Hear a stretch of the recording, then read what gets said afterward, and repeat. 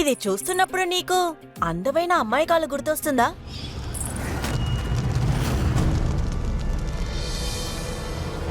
హే, దీన్ని నేను తగలపెట్టాను కదా, నువ్వెందుకు తీసావు? దీన్ని విసిరేస్తాను.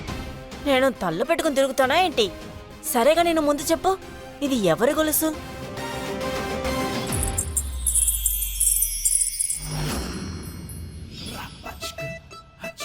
నువ్వు అనుకున్నట్టుగా అసలేం లేదు. హాహా, ఇప్పుడు నా మనసు కూడా చదువుతావు నువ్వు.